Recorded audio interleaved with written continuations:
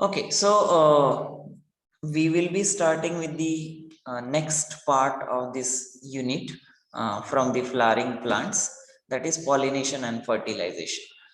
Now I assume quite a lot of it would have already been covered in your whatever 7th, 8th standard, and the major part that we will be doing here is new terminologies or little advanced part of this pollination and especially fertilization. I think fertilization you would not have done in the earlier classes. So and this majorly talks, so it's like kind of flow of the topic. So we spoke of the flowering plants, that is the flower, what are different structures and so on. Now we are moving on to what are those structures being used for, that is the sexual reproduction within the flowers, that is pollination and fertilization processes. And then the next chapter ultimately comes is your seed formation and so on. So that way, that is the whole sequence of the chapters within the syllabus. As always, I have kept a slide here to give you brief of the content, that whatever is present in the syllabus copy, it just copy pasted here. So you don't have to refer to that copy every now and then. It's all mentioned here, and it's relatively small chapter. Again, within 3 classes, I guess this week itself, we should be able to finish this part as well. Quite a lot of it might be repetitive, where I'll be rushing through as always. And the rest of the topics, of course, we can discuss in with more emphasis or in more detail. So starting with it, the pollination process as such, you would know it refers to the transfer of pollen grain from anther to the stigma, right? It can be within the same flower or it can be with the another flower, but that whole process of transfer is called as pollination. Now, within the pollination, it is one of the most important process. Why it is important process? Because it is one of the process which will give rise to the seed and ultimately to the next generation. So that is what it says in the second point. It is a part of sexual reproduction, right? And the moment we say sexual reproduction, that means there is an involvement of the sexual organs and the gamete formation process. Like in case of human, we know the of course we are aware of our own sexual organs, and plus we know the gametes that are being formed is the sperm in male and the egg or ova in female. So that's also sexual reproduction process. Now the interesting part here is that there is a sexual mode of reproduction as well, which you might have studied. Like for example, if I take a twig or a branch of a rose plant, yeah, and plant it in my garden, right, it will grow. Or if you know the brahma kamala plant, I'll just take a leaf of it and put it in the soil and it will grow. Or hibiscus, right, what we call jaswandi, if I take a branch of it and put it in the soil, or sow it in a soil, it will grow. So that is all vegetative mode of reproduction. That is, a new generation is being formed, but that does not involve any gamete.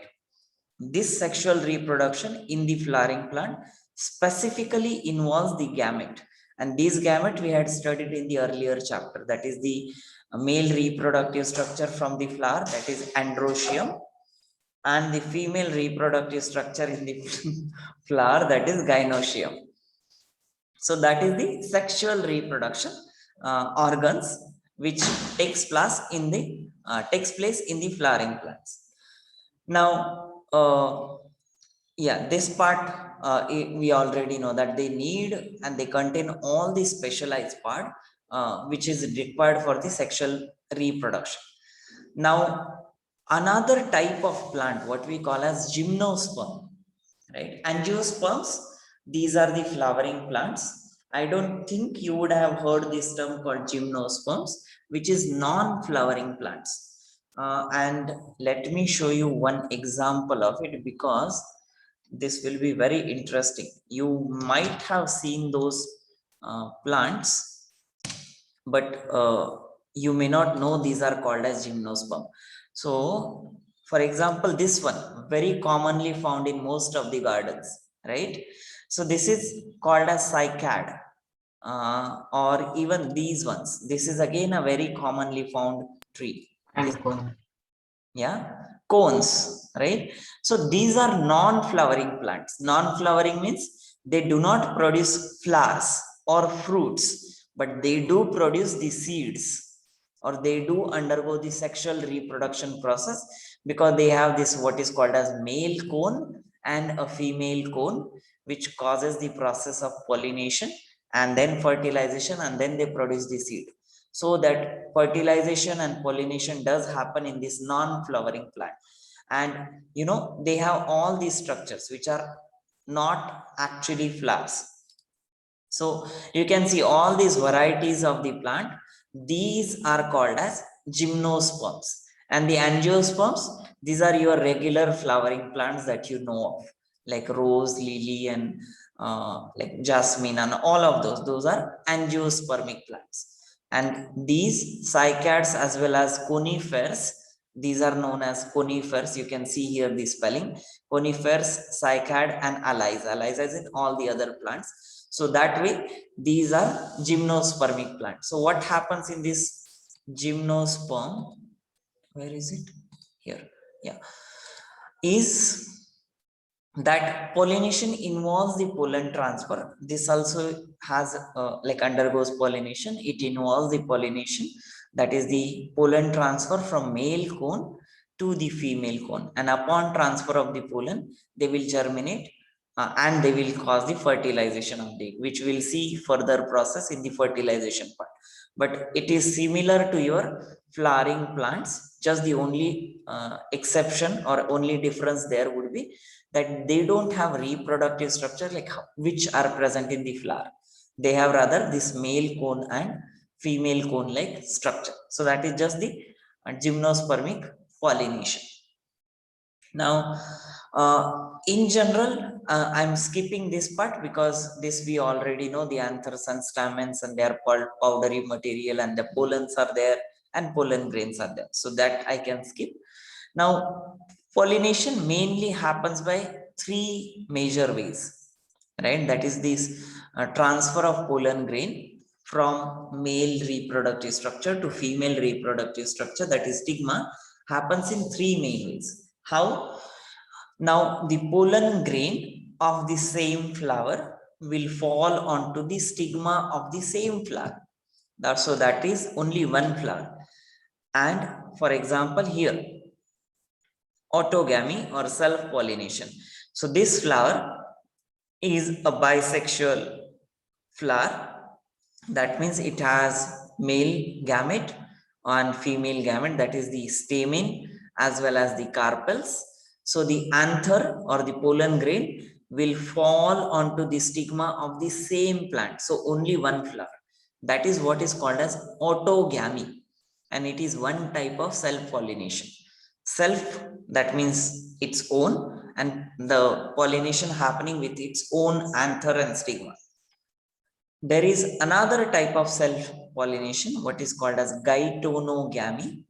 This means the anther or the pollen grains from the anther of one flower will fall onto the stigma of another flower, but on the same plant. That is, the pollen of another flower of the same plant will fall onto the stigma of the same plant. So there is one plant, there are many flowers, and one of the flower will make the anthers fall onto the other flower of the same plant, and that is what is called as geitonogamy. So autogamy involves one flower, geitonogamy involves two flower or more flower, but of the same plant. Now the third type is the pollen of the flower of another plant. Another plant, as in, let's say I have one plant in my garden and the other plant in the outskirts. So these become two different plants, and when they will pollinate with each other, so the anther of one plant will fall onto the stigma of the flower of another plant itself. So that is called as allogamy, and it is a type of cross pollination. And it can happen, the pollination can happen through wind, insect, or other pollinating agent. So again, just to revise it here, if there is only one flower involved and the anther falls onto the stigma of the same flower, that is autogamy or self-pollination type. When the anther of one flower will fall onto the stigma of the another flower on the same plant, that is geitonogamy. And when the other plant anther, they fall onto the stigma of like some other random flower from another plant itself, that will be called as cross pollination, or what is also known as allogamy. So these are the three different ways in which pollination can happen. We will see this in little more detail in the further slides. Is there any question here? I guess these three terminologies, they are new for you to this year, and this you may not have studied earlier. Yeah, pollination you would have studied, but this I guess was not there. So any question here, anyone? Is it clear what is the difference between three of these mechanisms? Yes. Okay, so I take that yes for everyone else as well. Thank you. Now, when you have to define pollination, you will simply write it as a process of transfer of pollen grain from anther to stigma. That is and these word transfer of pollen grain, that is most important or keyword of this definition. That is process of transfer of pollen grain from anther to stigma, that is from male to female reproductive structure. Now, for pollination to happen, it is most important fact is that plant of same species has to be there.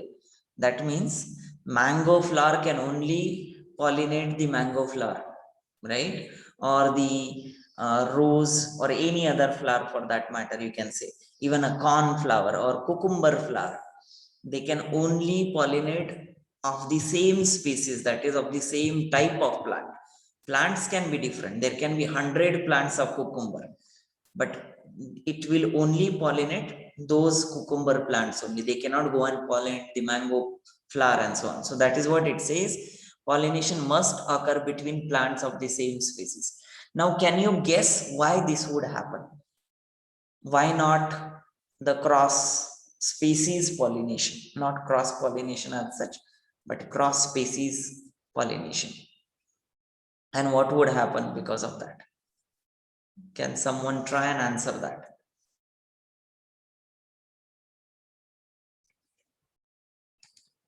Hello, hello, hello. Anyone? So can you repeat your question? Your voice cracked for me. Oh, okay. Yeah, today there is some internet instability. So what I asked is, the pollination usually happens between the plants of the same species. Why? And if it has to happen with the different species of plant, what I mean is a mango flower, let's say, putting up like the anther from the mango flower goes and pollinate the guava plant, for example, or the flowers of the guava plant. What would happen? Or can it happen? And if it doesn't happen, why it cannot happen?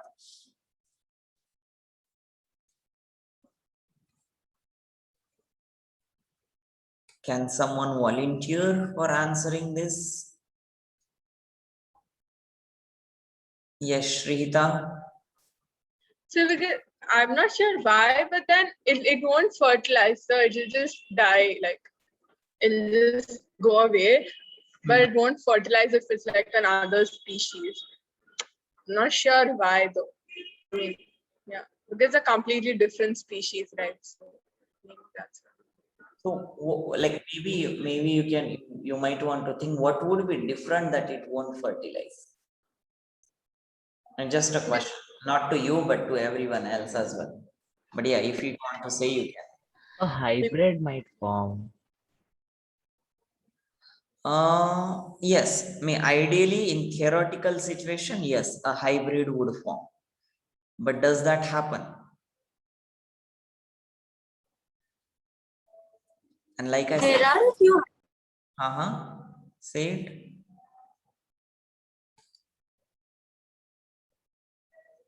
Nilofer was speaking, right? Yeah, You get like you got muted. Okay, it's there are a few hybrids. Mhm.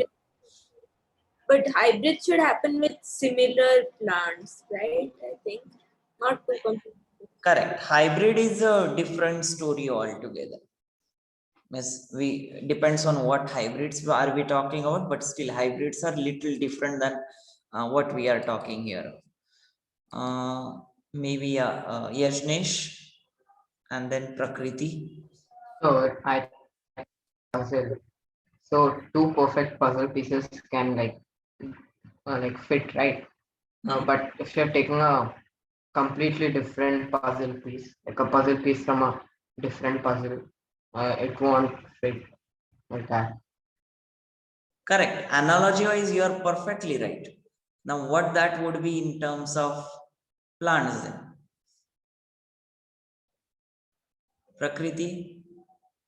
So maybe the maturation levels could be different for different plants. So if there's cross pollination, the mother plant might have to it might be too much for the mother plant. I don't because the levels are different of. So the major difference that, of course, you people are right to some extent, but the major difference is the structure of the pollen grain, and we all know pollen grain is like a single cell, right? Now it has certain molecules which we call in simpler language like antigens, right? They represent a particular antigens on the surface, and the stigma usually has certain receptors. Froze for Sir, everyone. froze for Yeah. Okay, nice. Okay, he's back. He's back. He's He's back. back. He's back. Yeah. So you Oh, got disconnected. okay. This is same thing happened in the morning also. I am speaking, and then half of the time it gets disconnected. Okay. No, you just got disconnected 1 minute back. Okay, so let me say it again. So, like you people said it correctly to some extent, but the major difference why the pollination cannot happen between two different species is because of their pollen grain structure. Pollen grains, these are usually like a single cell like bodies. I mean, they are single cells as such, and they represent certain molecules on their surface. Well, what we in common language we call them as antigens. So that those kind of antigens, they are being represented over the pollen grain structure, and the stigma on the other side will have certain receptors. So there will be a recognition of particular molecule from the pollen grain by the stigma if they are able to attach. So that's what puzzle example comes in. If they are able to fit to this together, then and then only that pollen grain can release the gamete inside the female ovary, right? And then the fertilization would happen. But in other case, when that pollen grain itself is not getting attached to the stigma, then there will be no further course of event. So that itself is getting, the pollen grain itself is getting rejected. So no maturation and no fertilization. So I hope this part is clear to all of you now, that there are certain molecules, what we simply call them as antigens, being presented on the pollen grain surface, which will be recognized by the stigma, and then that attachment of the pollen grain happens, then the germination of pollen grain happens, and that further process we will see in the fertilization part. Okay, so that is the reason why the cross species pollination does not usually happen. It happens in rare of the cases where the pollen grains, they have similar antigens to those plants. That is the rare chance that it can happen, but most of the times it happens within the same species. So again, the same example is giving here. For example, a garden may have trees of mango, guava, lychee, some wild trees like neem, jamun, shisham, than crops like your wheat, mustard, and pulses, right? Now, all of these, they will produce lot of pollen grains, and those pollen grains may be blown away by the wind from all these plants together, and the flowers of a particular plant, they may receive all kinds of pollen. So, for example, mustard will receive all the pollens from mango, guava, or lychee, or most of them, if not all, right? But they recognize only their own pollen grain, and then they allow that fertilization process. Similarly, apart from wind, insect will also play a role in the pollination along with the bees and the butterflies. They will also carry certain pollen grains sticking to their body, which can also be the cause of the pollination. But still, But can humans also pollinate, like yeah, take, like it's only because of the pollen grains that fertilizes the plant. So can't we even like take a brush and then attach the pollen grains to it and then transfer it? Can't we do like that? No? yeah, we can. That is what we call as So, artificial pollination. so then what is the role of insects then? Insects, they just carry, so they have a major role as such. So most of the pollination in the like the space happens either by wind, and the second by insect. You cannot go Yes, sir. everywhere pollinating artificially, Yes, sir. right? So that's why they play a quite a lot of bigger role in whole of the ecosystem. Like, I mean, they are having quite a few experiments which have been done like this. Like, you take away what we say, the insects and everything, so you keep all the flowers in a shaded area, and you also like only allow the wind to flow with that, within that particular space. The pollination happen. Now you take away the wind also, there will be hardly any seed formation in those plants. So these kind of experiments, they have already been tried. So that comes to the conclusion that these, all these pollinating agents, they play a big role in the fertilization and pollination and so on. And in this process, of course, the insects are carrying different types of pollen grains on their bodies, and then they again, the stigma, they will put it, or if they are sitting for the on the stigma of those flowers, either for the nectar or for the scent, or because the brightly colored petals. All of these reasons, they are good enough just to drop the pollen grains on the stigma, but only the recognized ones will uh, uh, allow the fertilization to happen, and the rest, they just get wasted there. So that is the pollination as such. Now the first type of pollination, so there are two types of pollination, what we call as cross pollination and self pollination. We have already seen the self pollination to some extent, that is the transfer of pollen from anther to stigma of the same flower, that is autogamy, and the stigma of another flower, that is gytonogamy, but on the same plant. So that is self pollination. Self pollination does not always need any pollinating agent, right? And the reason being, because they are present on the same plant or same flower, right? So the pollination between the flowers of the same plant is self pollination due to common genetic characters and the general qualities or features of one plant, they are same in any different flower born on it. So what does this line means is, when the self pollination happens, now the same gamete from the same plant is fertilizing the another flower on the same plant, or maybe the same flower. So there is no exchange of genetic material as such, right? The same genetic material which the mother plant had is being carried for several generations in the self pollination, assuming that there is no cross pollination happening.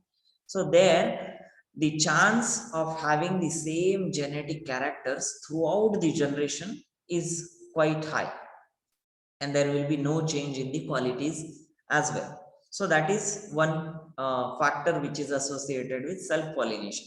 I hope you understood this particular point, that there is no genetic exchange of the material. Whatever was there with the mother flower will go on to the, let's say, the next generation flower.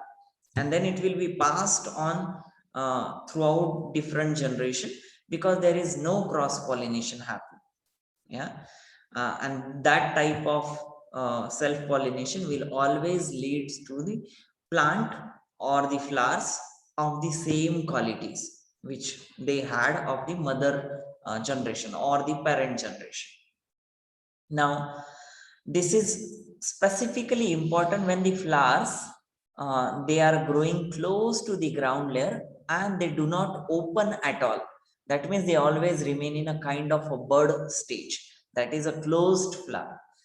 And when the pollination happens in such flowers, that is called as cleistogamy. Cleisto means closed. Gamy, it actually means marriage, right? Now, in this case, flowers don't marry, right? But they do get fused with the respective gender counterpart. And that is what is referring to cleistogamy. So, closed fusion of the gametes. So, for flower is closed, so it does not allow the cross pollination to happen. So, the only possible way is the self pollination. And the anthers and stigma of such flowers, they lie close to each other, which mature at the same time, and the self-pollination is assured. Self-pollination can occur in bisexual flowers or plants with unisexual flower on the same plant. So let's say, for example, a cucumber, one of the plant of the cucumber, it has unisexual flower.